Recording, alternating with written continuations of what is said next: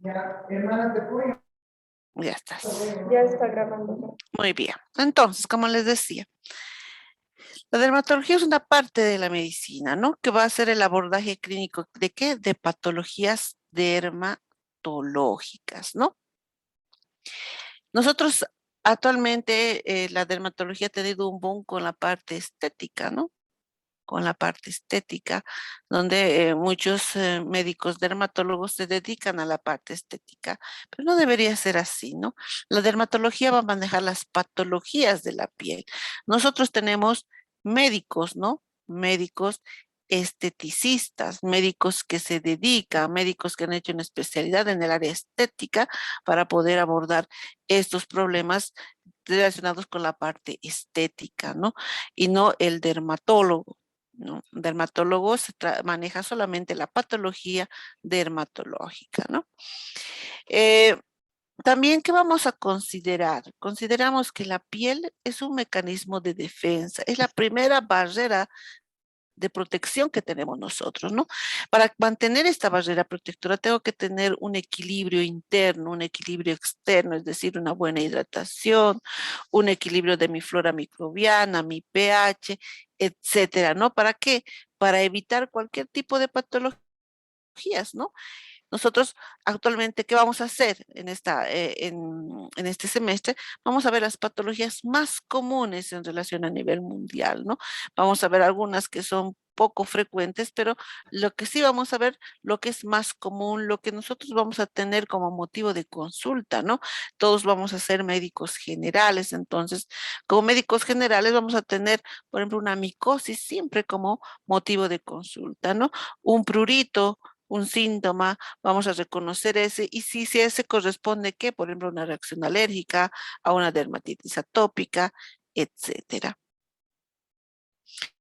¿Qué vamos a ver? A partir de un cuadro clínico, pues vamos a ver las manifestaciones según la fisiopatología de cada una de estas enfermedades. ¿Para qué? Para hacer un diagnóstico adecuado, ver cuál es el impacto social que produce este tipo de patologías dermatológicas, no solamente el tratamiento, sino la prevención de estas enfermedades, ¿no? Y no solamente la prevención, sino las complicaciones que puede traer alguna de estas patologías. Por ejemplo, una de sus compañeras hoy día me decía, no, doctora, la psoriasis es un cuadro inmunológico, puede ir secundario a cuadros de estrés. ¿Cómo hacemos el tratamiento, no? ¿Cómo manejamos esto de la parte inmunológica, esto de la parte del estrés? Obviamente son causas, ¿no? Pero no vamos a controlar un problema inmunológico, ¿no? Pero sí puedo controlar las complicaciones, ¿no? Disminuir las complicaciones, disminuir el impacto social que va a tener esa enfermedad en este paciente, ¿no? Algunas enfermedades no las vamos a curar, pero sí las podemos controlar y sí podemos también controlar las complicaciones que pueda traer. Vamos a hacer nuestro temario. Vamos a ver la importancia y frecuencia de patologías dermatológicas, vamos a ver la topografía, las lesiones, la estructura básica y funciones de la piel, que vamos a ver ahora.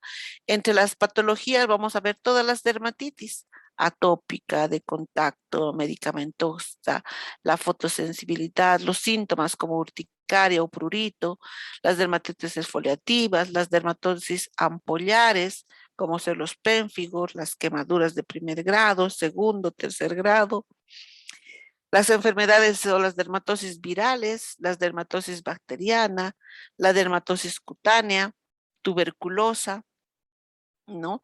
Vamos a ir viendo esas.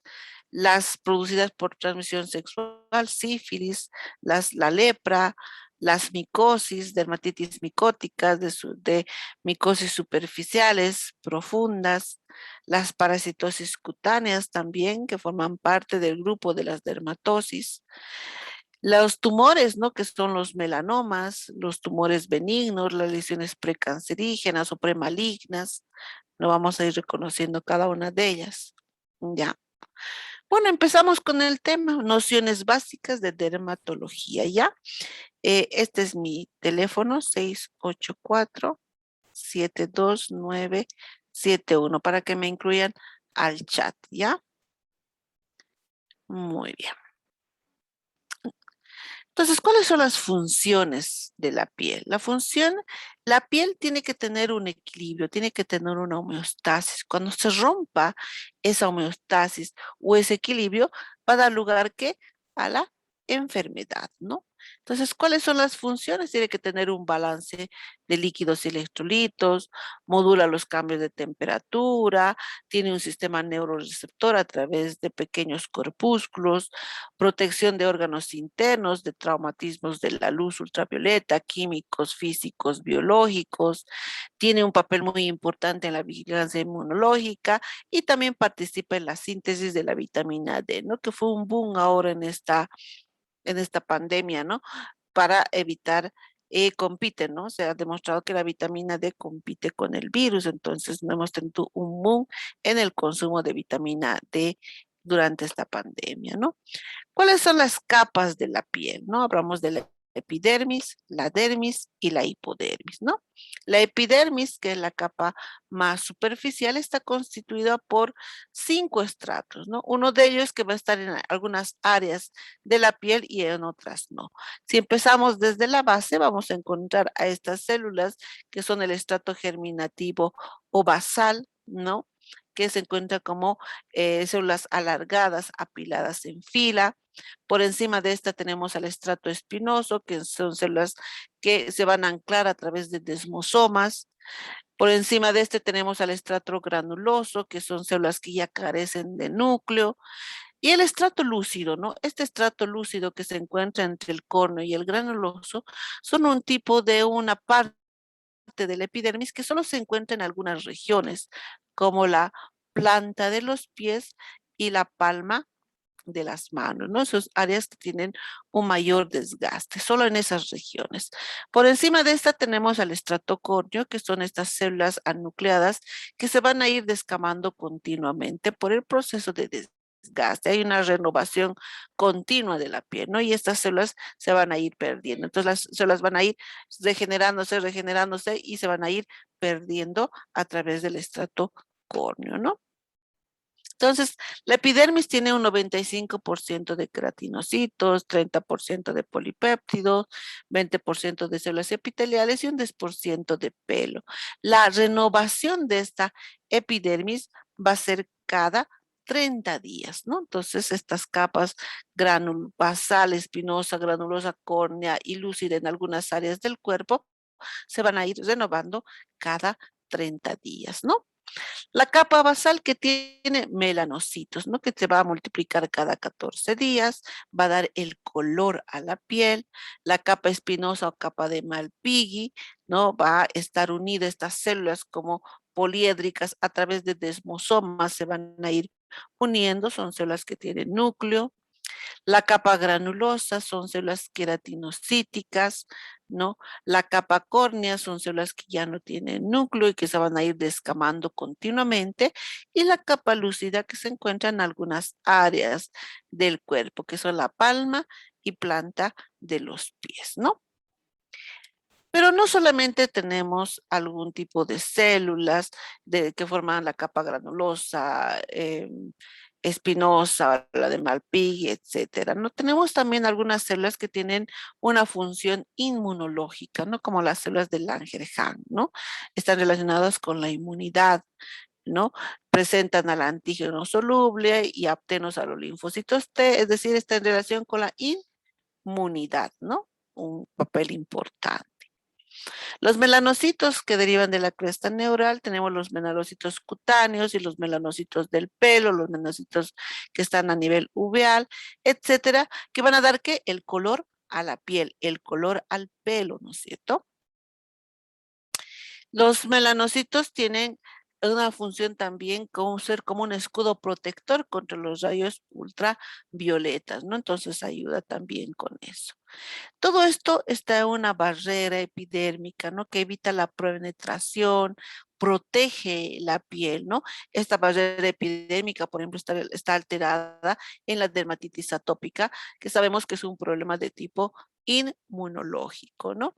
Entonces, importante determinar esto. La dermis, ¿no? Que está constituye el 15 al 20% del peso corporal, ¿no?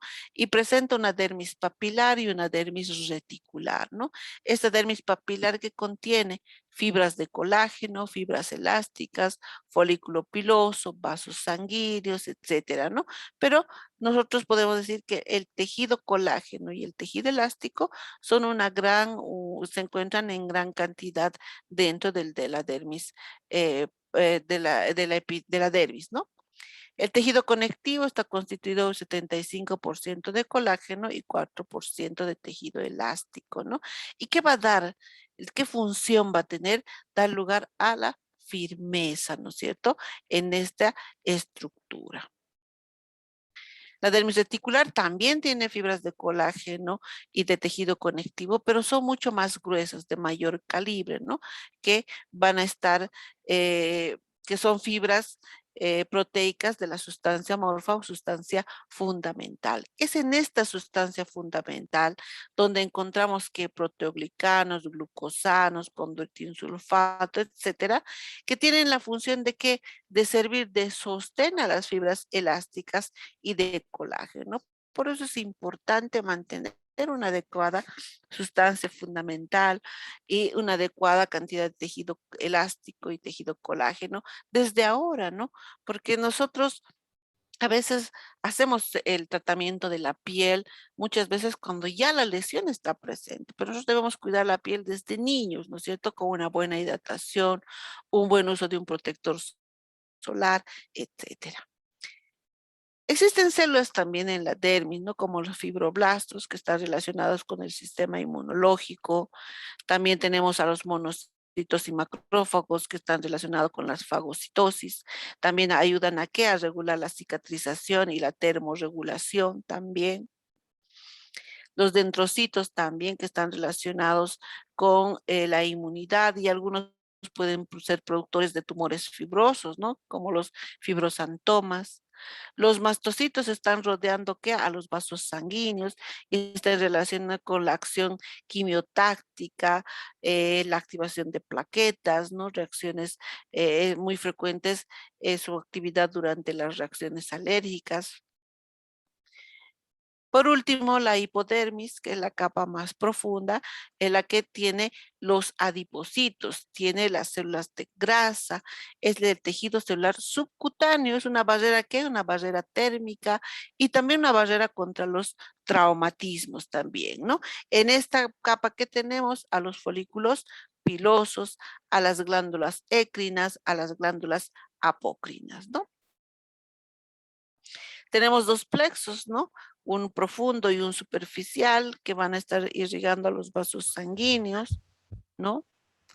Una inervación cutánea, ¿no? Con fibras mielínicas y amielínicas. A este nivel vamos a tener los sensores o los corpúsculos sensoriales, también los termorreceptores y los nocireceptores, ¿no? Estos receptores corpusculares encapsulados, ¿no? Que están en el tejido celular subcutáneo son, por ejemplo, el corpúsculo de Pacini, ¿no? Que tiene la forma como de una cebolla cortada, ¿no? Y está en relación con ¿qué? Con la vibración. Esa es su acción, ¿no? El corpúsculo de Meissner, ¿no? Está en relación con ¿qué? Con la sensibilidad táctil, ¿no? Es una forma de ovoide, ¿no? Los corpúsculos de Ruffini están relacionados con la presión, captan, digamos, los traumatismos con mayor presión, ¿no?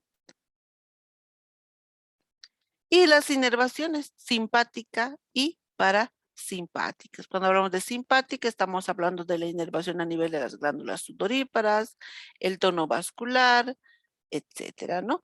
Y la parasimpática produce vasodilatación y está en relación con la regulación térmica también. Muy bien. Entonces, no van vamos a ir a la siguiente presentación.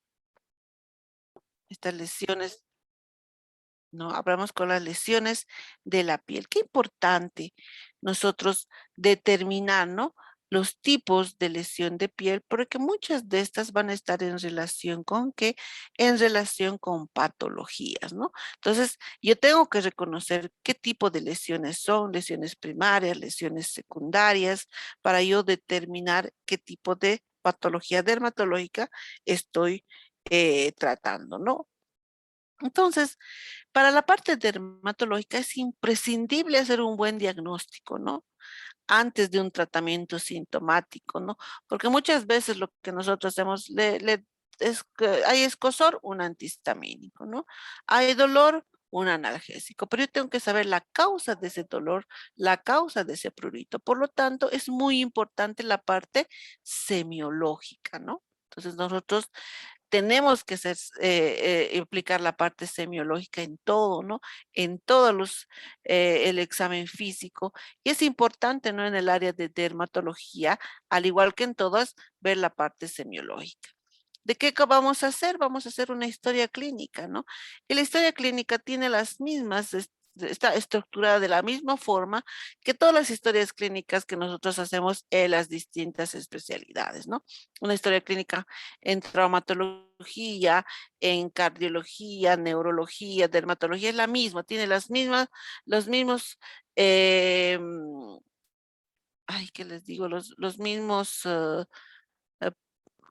las mismas partes, ¿no es cierto? Filiación, fuente de la historia, motivo de consulta, enfermedad actual, antecedentes personales, familiares, ¿no? El examen de visión por sistemas, examen físico, etcétera. Tiene la misma, ¿no? Puede haber algunos detalles, ¿no? No es lo mismo hacer una historia clínica dermatológica que hacer una psiquiátrica, ¿no? En la psiquiátrica la parte de cognición estará más se dará mucho más énfasis a esa parte, ¿no? Igual en dermatología, el examen físico, la piel, tendremos mayor énfasis en hacer la historia clínica, ¿no? Entonces, cuando yo hablo de la historia clínica, los datos generales que son la afiliación es importante, ¿no? Para mí es importante saber si es varón o mujer, la edad que tiene, dónde vive, qué tipo de trabajo realiza, porque hay algunas patologías que están relacionadas con la edad, con el sexo, con el tipo de trabajo, ¿no? En los niños, por ejemplo, ¿qué patologías dermatológicas son más frecuentes? Por ejemplo, pueden ser que las, los, las tiñas, las micosis, las dermatitis atópicas, ¿no? En personas de edad adulta, en los adultos mayores, ¿qué patologías dermatológicas son más frecuentes? Por ejemplo, los cánceres, las lesiones de tipo senil, las atrofias, etcétera, ¿no?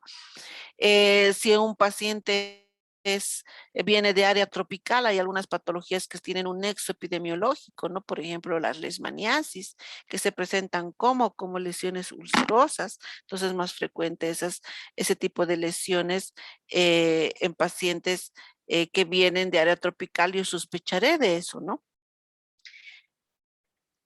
En la enfermedad actual, bueno, datos generales, aquí viene el motivo de consulta, ¿no es cierto? Motivo de consulta, que es la causa que trae el paciente a consulta, que puede ser, por ejemplo, el prurito.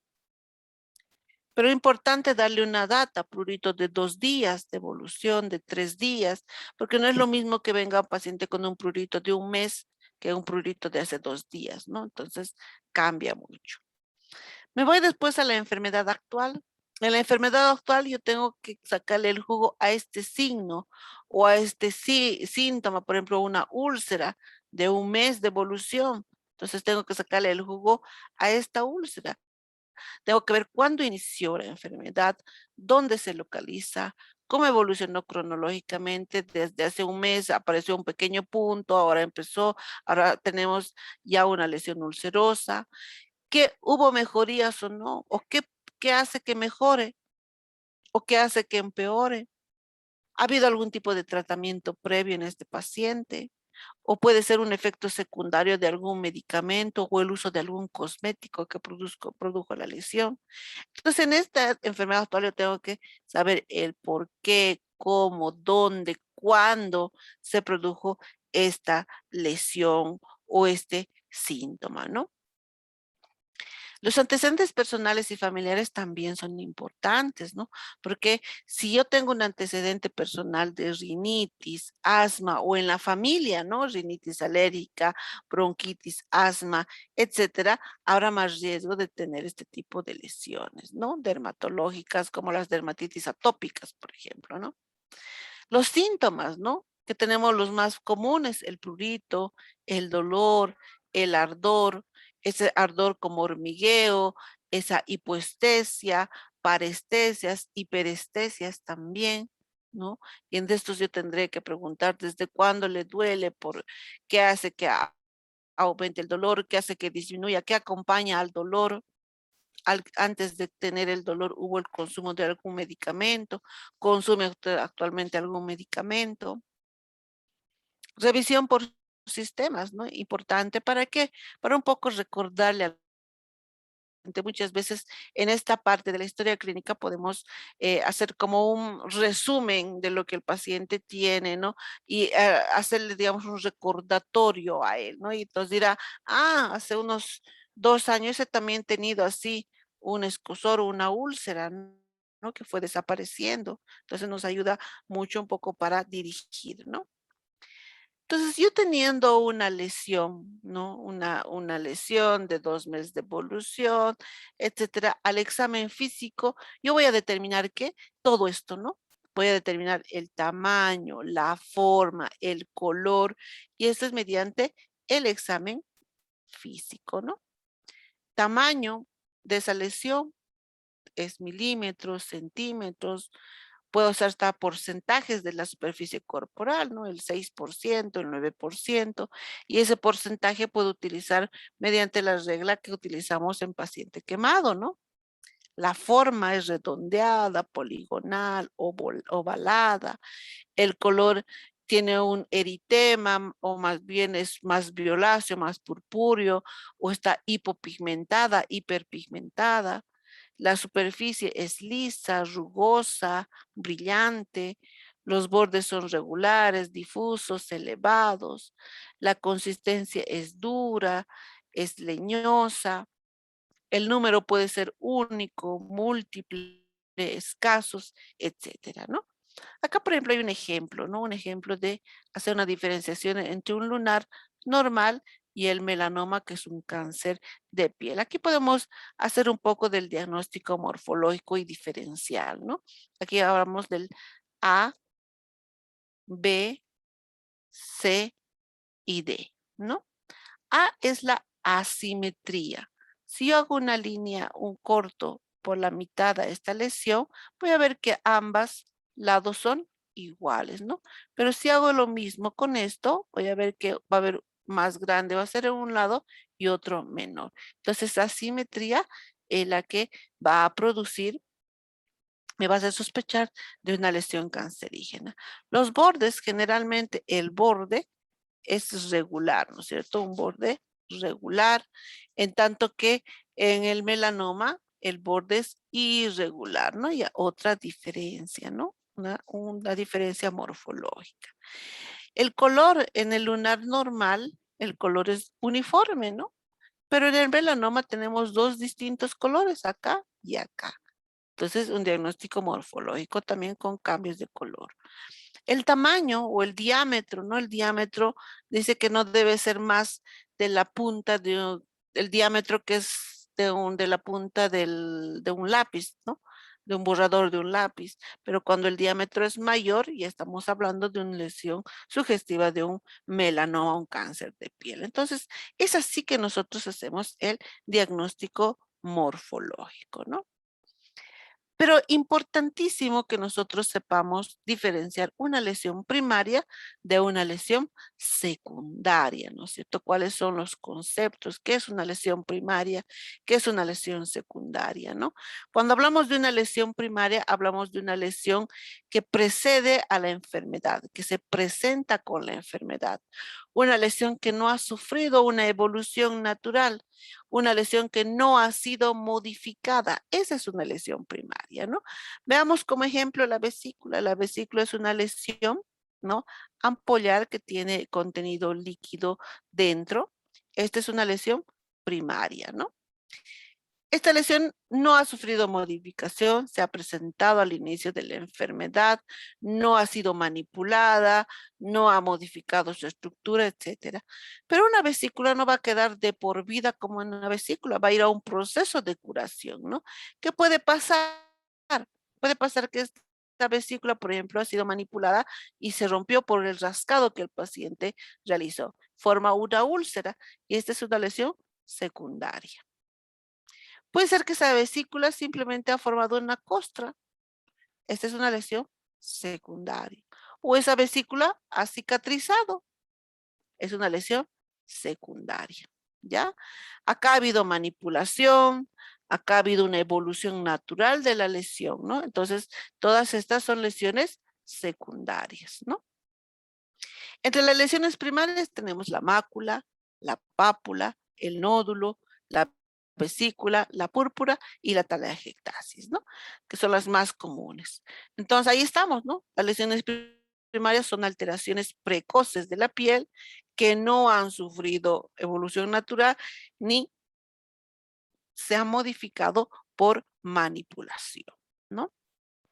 Entonces, ante la mácula es una lesión bien circunscrita, ¿no? Vemos la mácula, no palpamos la mácula, el diagnóstico es visual, no es por el tacto, ¿no? Porque si nosotros tocamos la piel no vamos a encontrar ningún relieve, nada, ¿no? Entonces, alteración de la pigmentación o vascularización. Voy a